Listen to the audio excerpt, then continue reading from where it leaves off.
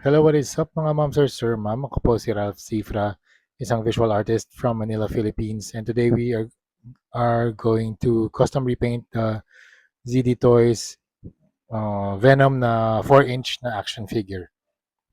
Yan. So ito na yung custom repainted na project natin. Tapos tuturuan ko kayo kung paano ko siya ginawa from start to finish. This is the toxin version na skin ni Venom. Gumagawa tayo ng maraming skins or suits or variants ni Venom kasi gagawa tayo ng Venom set. So first is to apply Boston number 4 flat black as our primer. It is very important or recommended na mag-apply ng primer para yung paints na ilalagay natin, mag-i-stick siya dun sa surface. Okay, let the primer cure for about 8 to 12 hours. Tapos, pwede na tayo mag-paint over it. So, ang first na color na i-apply natin ay yung primer gray from Hero Paints. Thank you very much, Hero Paints, for always sponsoring our video. Meron silang shop sa Lazada and Shopee. Puntahan nyo na lang sa search nyo sa Lazada, HIRO Paints, Hero Paints.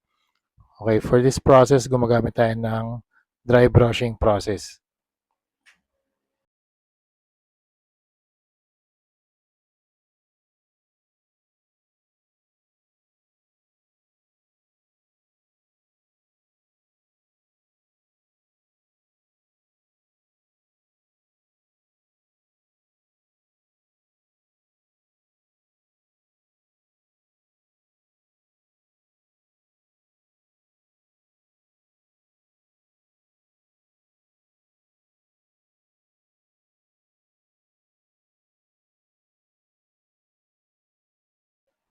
Okay, next na paint, we are going to apply dark blue. Kasi sobrang neutral na ng colors niya, mag-add lang tayo ng extra color.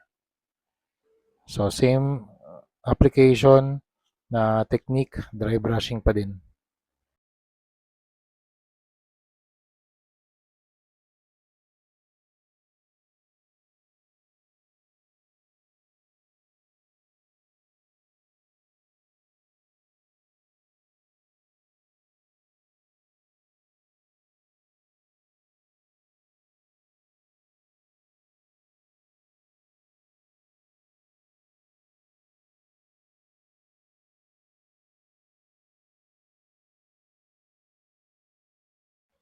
Okay, next step, we are going to apply white paint dun sa head hanggang dun sa back and up until sa my arms, middle of the